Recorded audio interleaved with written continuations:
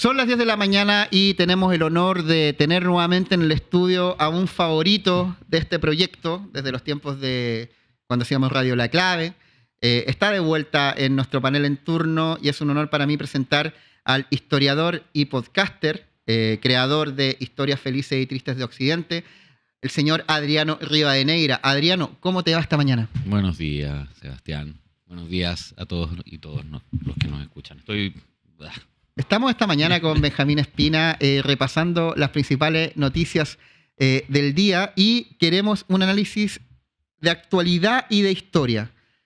Charlie Kirk es uno de los personajes del momento y por una razón que para él fue totalmente trágica, para el gobierno de Trump también. Están investigando el FBI, están buscando a su asesino. Y él murió de una forma muy impactante, que fue de un asesinato de una bala que llegó desde muy lejos de un edificio directo a su cuello, mientras él estaba dando una charla en la Universidad Valle de Utah. ¿Cómo entender esto en el contexto actual, Adriano? Y después también en el contexto histórico de entender este tipo de asesinatos. Bueno, digamos que, ¿ustedes han visto alguna vez un show de... Exacto, sí. ¿Cómo era el desarrollo del...? Yo en la mañana estaba comentando que era bastante parecida como estos ejercicios que hacen otros pensadores medios liberales como Ben Shapiro, Alex Jones. Sin embargo, que él básicamente hacía estas juntas en universidades de distintos tipos de pensamiento para poder debatir con estudiantes y con esta consigna de Prove Me Wrong, que sería básicamente contradíceme. Exacto, Prove Me Wrong, ¿no? O sea, yo voy a decir una barbaridad, tienes que probar que estoy equivocado. Sí, llevaba hartos años diciendo barbaridades y uno se pregunta cuánto se iba a tardar todo en suceder. Ya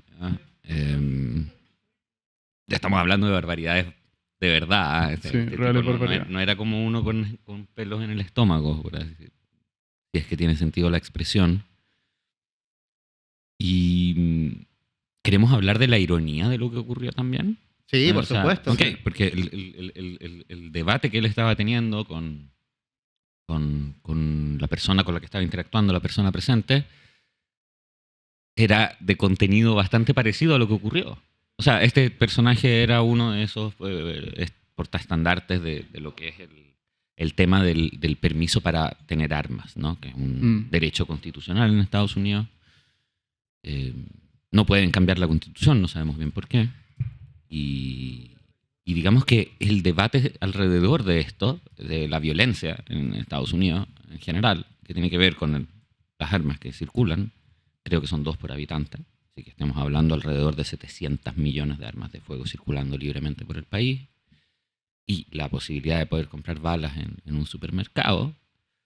Claro, se arma debate alrededor de este tema, ¿no? Y el debate de su parte es que todos tienen derecho a tener armas, y aunque haya balaceras y asesinatos en masa, 2 al día en 2024 en Estados Unidos, se dispararon.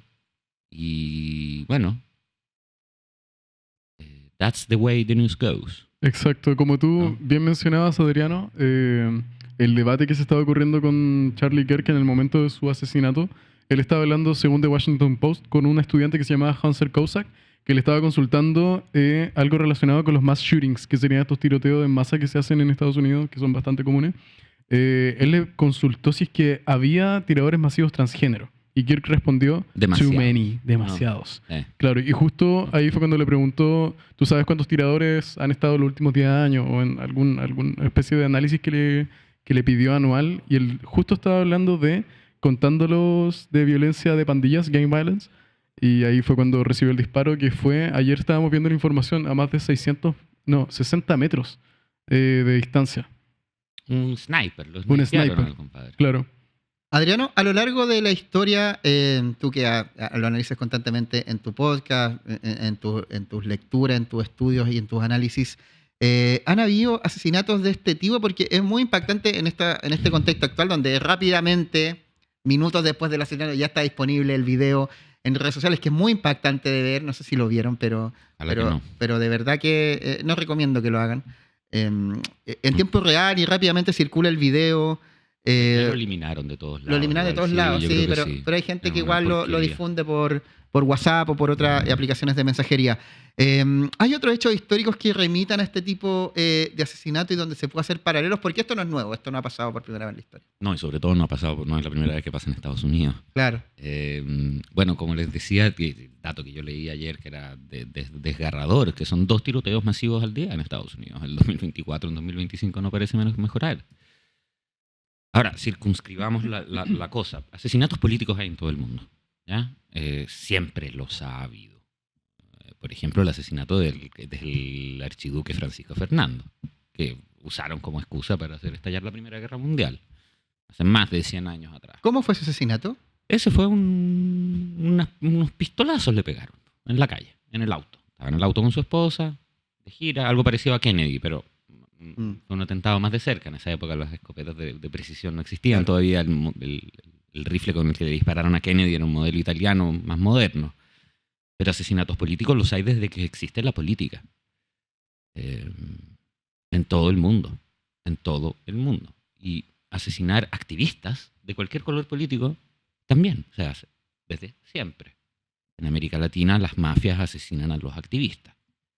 Estoy hablando de las mafias territoriales, los terratenientes, ¿no? Las mafias en América Latina son muy parecidas a la primera Cosa Nostra en Sicilia, 1800. Estamos hablando de ese tipo. Son terratenientes, arrendatarios muy potentes que asesinan a los campesinos, a los activistas políticos. Hay una persona desaparecida en Chile, tengo entendido, de origen mapuche. Julia Chuñil. Sí. Ya. Esto ocurre en todo el planeta, constantemente. Ahora, para no seguir diciendo la banalidad que esta cuestión pasa en toda parte, en Estados Unidos pasa más. Y pasa alrededor de gente, de personas más importantes, más se me viene visibles. a la mente uno de los asesinatos más históricos de la historia y lo hago paralelo porque claramente en términos de autoría son distintos, pero la muerte y el asesinato de John F. Kennedy, que también vemos las imágenes. Es que eso es lo impactante, que poder ver cómo muere.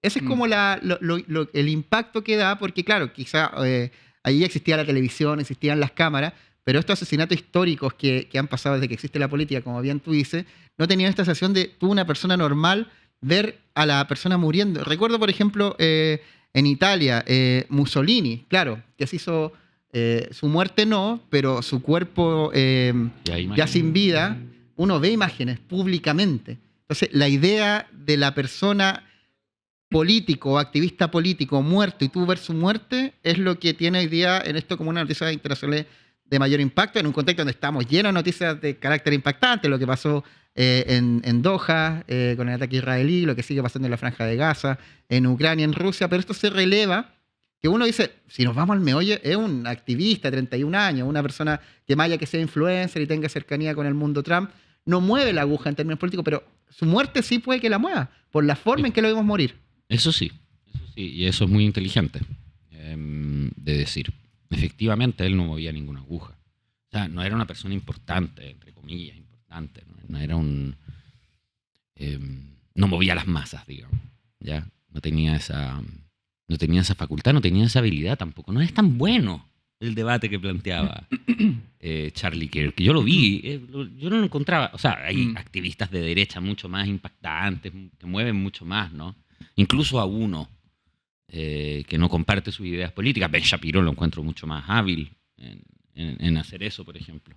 Jordan Peterson, que no es una persona de derecha, pero lo han considerado muchas veces tal. Pierce Morgan también. Pierce Morgan. Sí. No, y por ejemplo, vamos a uno de los ideólogos de esta alt-right, que fue Steve Bannon. Claro, en un principio estaba a cargo de medios de comunicación, pero finalmente le dan un puesto en el gobierno del primer mandato de Donald Trump. Pasa esto con Tucker Carlson también, que sería como uno de los principales de Fox News, al parecer. Sí. Claro, bueno, y Charlie Kirk tenía 31 años, o sea, también era una persona de la generación proto-centennial, está como en el límite, que también relevaba cierta,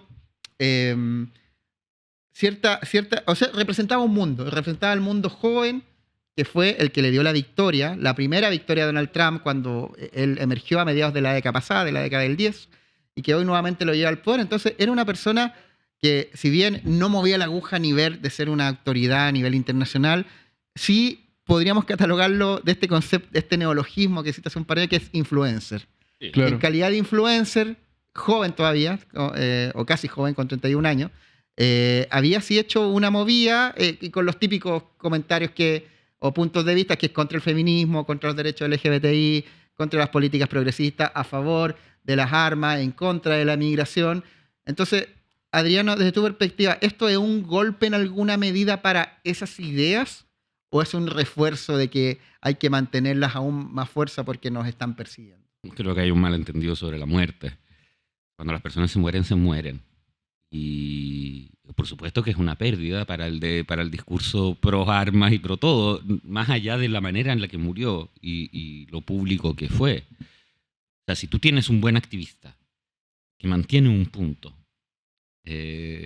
sobre la barbarie que es manejar armas, que es una barbarie en cualquier caso, hay que ser muy cabros chicos para querer juguetear con armas todavía, o sea, ¿no? Si se muere esa persona, se muere, deja de debatir, deja de estar en el debate y por lo tanto deja de participar en el debate y por lo tanto deja de influir sobre el debate. Entonces, por supuesto que es una pérdida. Y en 2 semanas más la gente se la va a haber olvidado que se murió este personaje y, digamos, ese espacio no va a quedar como... No lo van a sustituir, de hecho, no en 2 días, Claro. no en 2 meses. Entonces sí, hay que ver desapareció. cuál es el siguiente quizá influencer estadounidense que pueda como llevar... Es que yo lo que tenía entendido es que Charlie Kirk fue asesinado durante una gira que él estaba haciendo, que era el American Comeback Tour, se llama, donde él iba a distintas universidades para poder debatir. Y una de las críticas que se le hace principalmente es como esta idea de llegar a debatir con estudiantes que están poco preparados para defender las ideas que ellos creen. Entonces por eso se convertía en este como cámara de eco para que salieran ciertos clips de él humillando a estudiantes y cae bajo esta lógica de el SEO de YouTube, el clickbait, de querer llevar a relevar ya. Charlie Kirk es un gran pensador porque humilla a ciertas personas o porque tiene un punto que relevar en torno a ciertas cosas. Pero yo ayer leí un comentario que me llamó la atención, como hay gente que no cree en el karma, pero que sí cree en la ironía de la vida. La vida es irónica, ¿no? Sí, Sí, una locura. de todas maneras. Y que se haya muerto así, a mí, o sea, yo me preguntaba qué medidas de seguridad tomaran para tener este tipo de debates cuando lo veía. O sea, igual es preocupante, entre comillas, no que me preocupara él, pero digo, este tipo está insultando minorías y en realidad que ya no son minorías, o sea, insultaba a tanta gente que ya no constituían una minoría esas personas. Y no me sorprende que alguien, francamente no me sorprende que le hayan disparado. Claro. Por supuesto que me sorprendió ver la huevada en el video. Sí, o sea, a mí igual una me dejó... porquería que circula en esos Me videos. dejó impactado porque el hecho de ver a Charlie Kirk en Instagram casi siempre, porque me salían reels ahí el tema de sus debates, también en YouTube de repente me salían compilaciones, típico que uno empieza a ver un video, te empiezan a salir 1000 de todo.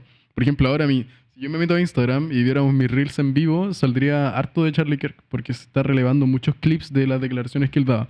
Las últimas informaciones que han salido del asesinato han sido principalmente que Donald Trump, acá France 24 tiene el titular, dice que afirma que el sospechoso que compartieron la imagen en el FBI está bajo custodia. Esto lo dijo en Fox News, lo dijo hace bastante poco. Y las últimas como descubrimientos que ha hecho el FBI es la huella de una palma de una mano, la marca de un zapato y un rifle de alta potencia que fue encontrado en una zona boscosa cercano a la Universidad del Valle de Utah, como tal. Otra universidad. Otra universidad. Y además videos circulan de distintos estudiantes, bueno, esto igual se venía viendo hace rato, que grabaron a ciertas figuras que estaban como, o sea, una sola figura que se veía corriendo por los techos y que claramente se ve ahí el acto de un francotirador como tal. Un sniper. Un sniper. El gobernador de Utah dijo: nuestro país está roto. La violencia se ha normalizado hasta convertirse en parte del paisaje democrático estadounidense, erosionando la confianza en las instituciones. La sociedad estadounidense está rota, es una particularidad de Estados Unidos, es un símbolo de los tiempos de hoy. ¿Cómo podemos hacer esa lectura a propósito de lo que dice Utah, que lo hice por este asesinato? Qué lata tener que escuchar la enésima declaración instrumental sobre el hecho de que porque sucede ahí, delante de todos nosotros, el país está roto. El país no está roto. Si fuera inaceptable que la gente muriera en balaceras en Estados Unidos, no circularían 2 armas de fuego por habitante. El precio para tener esta libertad, este país lo considera aceptable. Es aceptable que mueran personas asesinadas. en los colegios, en las universidades y en la calle, en Estados Unidos. La cultura de ese país es esta. ¿Ya? Y ese eco moral que tienen ultra contradictorio, que ya no podría ser más contradictorio. Yo cuando era chico esta weá pasaba. O sea, no es algo que no caemos con no caemos con el jabón desde la montaña. ¿Ok? Es patético que los norteamericanos sigan instrumentalizando esto con ningún fin, con el fin de parecer hacia afuera como lo menos inciviles posibles. Estados Unidos es un país incivil para mis estándares democráticos. O sea, estamos hablando de un país donde no todos los votos valen lo mismo. Estamos hablando de un país donde las vidas, algunas valen más que otras y en general valen poco. Y esto es aceptable. Y que llegue, por lo demás, de un estado mormón, un gobernador a decir que el país está roto. Loco, no está roto. Está bien. Esto es... ¿Ok? Esto es Estados Unidos. A mí me gustaría que el debate de quienes observan a Estados Unidos como un país modelo, volviendo a Chile, y el debate, tuve la desafortuna de ver el debate presidencial. El debate presidencial de candidato. Alguien me hizo el flaco favor de ponerlo en volumen alto y despertar mi curiosidad. Aquí se estaba hablando de minas antipersonas. O sea, aquí hay candidatos que hablan con una desenvoltura infantil de los armamentos. Que los policías tienen 5 balas, hay que darles 15 más. O sea, a ver, puede que uno... Ok, entonces yo tengo... Puede ser que esto es mi pensamiento personal, no tiene por qué serlo de nadie. Pero jugar a los soldaditos es algo que yo hago en el computador y que hacía cuando chico. Y con soldaditos me refiero a las pistolitas y a las minas antipersonales también. Call of Duty. Call of Duty, no más los soldaditos de plástico. Tú eres muy joven, chico, sí. claro. Nosotros jugamos con soldaditos de plástico. Esos verdes de Toy Story en los típicos. Eso, nosotros jugamos a Call of Duty con esa hueá. ¿Okay? Y después pasamos a Call of Duty y ahora... Yo no entiendo si nuestros políticos saben la diferencia entre la realidad y la fantasía o la usan de manera instrumental. Tampoco entiendo si en Estados Unidos declaraciones como estas pueden ser tomadas en serio, siendo que vienen de personas que son presidentes de un estado. O sea, igual debería haber un poco de decoro, ¿no? ¿Por qué desnormalizar algo que ellos encuentran absolutamente aceptable y no solo, sino que un derecho? Lo siguen... Un derecho. It is my right. La segunda by enmienda. The Constitution. The No pueden cambiar la Constitución. Claro, y de hecho una de las declaraciones que dio Charlie Kirk en 2023, que uno puede decir que es el tiro por la culata, dice, vale la pena pagar algunas muertes por armas de fuego cada año para tener la segunda enmienda y proteger nuestros derechos. Bueno, una persona tuvo acceso a un arma de fuego desde 200 metros, un francotirador. Ahora, la precisión de esa persona para el lugar donde apuntó y cómo llegó la bala es de alguien, es de videojuego. Profesional, sí, claro. Como, Sí, fue un me tiro, imagino jugando tiro letal. Metal Gear Solid contra Sniper Wolf, Sí, el 1, el de literal. PlayStation 1. Fue un mejor francotirador que el que le disparó a Trump. Claro. Recordemos los que hace pocos meses al actual Claro, presidente de Estados entonces- Unidos también le dispararon en la Entonces cabeza. el mismo Charlie Kirk está a favor de la tenencia de armas y muere por alguien Sí. que tiene acceso al arma. Sí, y eso es la ironía, ¿no? Sobre todo Claro. en el contexto de lo que estaban hablando exactamente en ese minuto.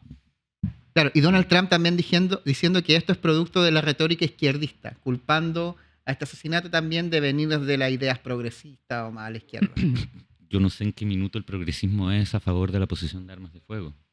Yo no me acuerdo de ese momento, se me pasó. Yo me considero una persona de izquierda, no estuve en la reunión en la que se planteó que las personas de izquierda teníamos que tener armas de fuego en nuestros closets y ir a hacerle atentados a activistas de derecha. No me acuerdo de esa parte. Trump se acuerda de esa parte. Probablemente en la izquierda estadounidense es aceptable ese discurso porque la segunda enmienda de la Constitución dice que uno puede tener armas.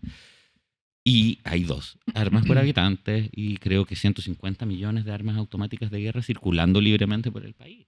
Son bárbaros, son una cultura barbárica. Sumando las declaraciones que dijo... Yo no sé cómo plantearlo más, no sé qué más tiene que ocurrir para que nuestra clase dirigente se percaten porque ya no es suficiente el apoyo a la masacre, esa porquería que están haciendo en Gaza, ni cualquier otra cosa, no. Directamente hablando de un problema interno de ellos, yo no pondría pie en Estados Unidos ni aunque me pagaran. O sea, ¿qué va a ir a meter a un baño en esa weá? No salí vivo de ahí. Esa es la impresión que me dan a mí los norteamericanos. Son gente peligrosa, fundamentalmente. Así como Estados Unidos ha importado desde que es el país predominante en el mundo, al menos en Occidente, desde mediados de 1930, post Segunda Guerra Mundial, donde se consolida, Estados Unidos ha importado su American Way of Life a muchas partes del mundo. Hay un McDonald's en Chile, en India, en Italia y en Japón. Está exportando también este modelo de sociedad media enferma que quiere tener un arma de fuego en su casa producto de la sociedad incivilizada que está de la reja hacia afuera. Tú que has analizado los procesos históricos, este modelo de sociedad pro armas, que tú mismo lo sé, en el debate presidencial, candidatos proponiendo el uso, de hecho 2 candidatos levantaron la mano que tenían armas de fuego en posesión, está siendo exportable, se puede exportar aún más, ya no se va a exportar porque China y Rusia le están haciendo la pelea mano a mano y de manera como no habíamos visto antes del imperio principal del mundo. Es un modelo que puede verse fuera de una sociedad estadounidense. Las armas son legales en todas partes. Yo tengo familia que tienen 2 pistolas en la casa, miembros de mi familia. En todos los países del mundo es legal poseer armas, solo que no es tan fácil. No es tan fácil tener una pistola en la casa. No es tan fácil conseguirse balas. No es tan fácil salir a la calle con una pistola en la mano y querer matar a un tipo. Es un problema cultural, no es un problema instrumental. Si nosotros agarráramos una pistola cargada y la pusiéramos aquí en la mesa, no pasaría nada. Pasaría lo mismo si pusiéramos 1 kilo de cocaína aquí. No pasaría nada. 1 kilo con la pistola. El problema no son el kilo y la pistola, ¿no? El problema es el modelo humano que hay detrás de esa pistola y, de esa droga. Entonces, si tú me estás preguntando que si el modelo cultural norteamericano, que concibe el uso de armas como algo que se ajetrea en la calle con lo que se juega y se arman pistolas color azul para los niñitos y color rosado para las niñitas y AR-15 de este tamaño para niños por debajo de los 8 años, no creo que ese modelo sea exportable. No creo que ningún político como los que tenemos acá de pobreza infinita humana, que hablan con tal desenvoltura de este tema, puedan importar este modelo abyecto. Ojalá que no creo. Nosotros somos católicos, somos cristianos casi todos, entonces no. Ellos no, son de otra confesión cristiana, de algo que es más Antiguo Testamento, que tiene que ver con el protestantismo y el baptismo y toda esta porquería que circula por Estados Unidos, que son entre los mayores sostenedores de la segunda enmienda de la Constitución de Estados Unidos. Son personas religiosas. Eso nosotros no lo podemos cindir. No podemos cindir el contexto religioso en Estados Unidos con su contexto político. Ya no. No sé, no creo que sea acertado. No creo que nos permita, digamos, llevar a cabo un análisis como corresponde del fenómeno de la violencia en Estados Unidos. Una de las cosas que más llamó la atención, como bien te comentaba, tras la muerte de Charlie Kirk, a mí me han estado apareciendo bastantes videos en redes sociales, mucho más distintas declaraciones que ha dado Charlie Kirk en torno a sus ideas, a su defensa de ideas. Él hace poco había estado hablando harto del caso Epstein, bastante sobre el rol de Jeffrey Epstein como una persona que no únicamente se expresaba o se desarrollaba en todo este mundo financiero, sino que también él tenía un poco este rol de poder tomar cosas como comportamientos, sacarle la luz a comportamientos de personas importantes, como para poder hacerle blackmail después, chantajearlos. ¿Cómo tú crees que afecta a Trump toda esta situación con Charlie Kirk, su muerte y las declaraciones anteriores a su muerte, que llama bastante la atención? Creo que Trump tiene un problema con el caso Epstein. Yo he leído unas teorías que tienen sentido. Tienen mucho sentido. Que tienen mucho sentido. Mucho sentido. La carta que apareció esta semana, donde La está carta. firmada por él, que tenían muchas cosas en común, que la firma se parecía mucho. Los cuadros encontrados en casas de Jeffrey Epstein que muestran, no sé, por ejemplo, a... ¿cómo era? Con un vestido de Mónica Lewinsky. Era un cuadro. Era un cuadro. Un cuadro. No, yo no creo en las teorías de la No, conspiración. no creí en las teorías no. conspiranoicas. Es que No, hay además, muchas... hay una manera matemática de probar que son todas falsas porque hay demasiada gente que lo sabe y es imposible mantener escondida la información y de hecho no se mantuvo escondida la información. Claro. Que era un agente del Mossad, ¿no? Sí, decían, tenían esa idea. Que es la única... O sea, que tiene mucho sentido para con lo que está pasando con Israel en este minuto. Porque nadie se explica cómo es posible que le dejemos a este país, a este pequeño país, hacer lo que quiera, siendo que no hemos dejado países mucho más grandes hacer lo que quieran. Bueno, a Rusia, por ejemplo, no le dejaron hacer lo que quiso, ¿no? Y es un país bastante más potente, más grande, más rico que Israel y más influyente. Y claro, uno se pregunta, ¿cómo es posible que esto siga ocurriendo? Ya, ok, más allá de la barbarie que puede tener una persona en su cabeza, ya, pues.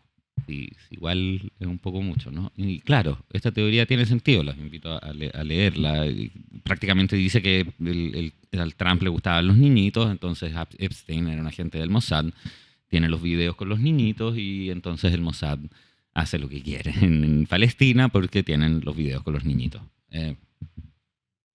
¿Será verdad? No lo sabemos. Vamos a seguir esperando las informaciones que aparecen para... O sea, yo quiero data dura. ¿No quieren una querella? Sí, No, quieren una querella. yo quiero data dura. Hay que Yo quiero buscar. data dura. Y la carta Nadie nos va a querellar. y la carta que salió, yo creo que sí da algunas luces de algo que se podía tirar un hilo para investigación, pero ya sabemos que a Trump lo investigaron por esta situación con la actriz de cine para adultos y no pasó nada. Finalmente. Ya, pero esa era Stormy Daniels. Stormy Daniels. Ya, pero esa actriz está bien. O sea, el tipo tiró con una actriz pornoí. Aquí, es que no es lo mismo. No, pues, pero okay. le hizo acusaciones que pasaron a ser investigadas por la justicia, hubo un juicio, finalmente salió ileso y pudo ser candidato presidencial nuevamente y ganar la elección y actualmente es el presidente de Estados Unidos. Por supuesto. Y eso para ganar las elecciones. Aquí estamos hablando de un presidente que está siendo chantajeado por un Estado extranjero, por los servicios secretos de un Estado extranjero. No es exactamente como ganar las elecciones. No, claro. Bueno, hablando de chantaje de Estado extranjero y todo, quiero despedirte no sin antes recomendar tu podcast Historias Felices y Tristes de Occidente, donde hay mucho de eso. Por favor, a toda la gente que está viendo, yo les recomiendo que lo busquen en Spotify, está bueno. Tienes capítulos donde hablas de cómo interviene en gobierno en otro extranjero, hay capítulos de la Segunda Guerra Mundial, pero hay capítulos de todo tipo, ¿no, Adriano? Gracias por enfatizarlo, sí. Tenemos capítulos de varias líneas históricas. Los primeros que hicimos fueron los orígenes de las guerras civiles. Ahí hay asesinatos políticos, siempre hay asesinatos políticos en las guerras civiles, sobre todo. Y si quieren saber más sobre estos aspectos en Estados Unidos y en Gran Bretaña, ahí está. Ese capítulo es muy bueno, donde cuenta el asesinato que ocurre en un teatro, en un cine. Sí, pues el de Lincoln. El de Lincoln, pues. Que le pegaron un tiro en la cabeza a Lincoln. Ahí mismo, ¿no? Ahí mismo. Mataron a Lincoln, mataron a Kennedy en Estados Unidos. Ya no me acuerdo cuál otro, pero a Reagan lo intentaron asesinar. Bueno, así al margen de todo y ya saludándonos, el presidente, claro, a Kennedy por supuesto, pero el presidente Taft fue en 1910 de visita a México y llevó 10.000 soldados de escolta. Algo así. Una locura. Así que, o sea, el peligro de ser asesinado políticamente siempre estuvo. Ahí están los capítulos, que fueron como los primeros que hiciste, ¿no? El Orígenes de la Guerra Civil Norteamericana, Sí. sube un poquito. Esos eran hobbies Sí, todavía. Y actualmente es un proyecto que está apoyado por el Fondo de Cultura Económica, ¿no? sí, por el FCE, que está en Bulnes, y los últimos episodios que hicimos sobre las cruzadas están basados en un libro de mi maestro Alessandro Barbero, que tiene una traducción en español, que es sobre las cruzadas, y los invito a ir a la librería a verlo, porque es un libro hermoso, y esos capítulos sobre las cruzadas están basados en ese texto. Sí, vayan a Spotify, búsquenlos, porque de verdad, como dicen los españoles, son una pasada. Los van a disfrutar mucho, van a aprender mucho de historia. Adriano, muchas gracias por venir esta mañana de viernes a Turno. Muchas gracias a ustedes por la invitación y dejarme decir barbaridades en directo. Siempre un grande. Sí, Benji, buenísimo. muchas gracias por acompañarme en este capítulo particular y un saludo a todos los turninos y turninas. Nos vemos en una próxima ¿Puedo edición. dar palabras Sí, por al cierre? supuesto. Sí, no, muchísimas gracias por permitirme estar acá. Estuvo súper bueno darme la oportunidad de poder leer la increíble pauta ahí armada por José. Y también dar un llamado. Vayan a ver la entrevista con el villano. Está súper buena, bastante emocionante. Yo creo el registro que logramos capturar junto a Iván. Y que está llegando a buena audiencia, superando los 10.000 visualizaciones. Sigan viendo. Estoy de acuerdo con todo lo que dijo Benji. Cuídense mucho. Nos Cuídense vemos. mucho. Ponte serio, oye. Lo serio no quita lo contento. Pero sí, esta es una gran noticia para Chile. Una que estábamos esperando hace tanto tiempo. Hoy somos nosotros, los beneficiados, los encargados de compartirla con ustedes. Las pensiones van a subir. Las jubiladas y jubilados al fin podemos sentir que Chile está cumpliendo. Y desde este septiembre va a subir la PGU a esos que trabajaron toda la vida y no les alcanza ni para remedios. Y desde enero, con el Seguro Social, comenzarán a aumentar las pensiones entre un 14 y un 35%. Además, subirán las pensiones de las mujeres, haciéndolas más justas porque siempre vivimos más. Y ojo, que esta buena noticia también es para las y los jubilados del futuro. Conoce más sobre esta buena noticia en la reformadepensiones.cl. Gobierno de Chile. Chile avanza contigo. Qué lindo. ¿Yo? La noticia, pues.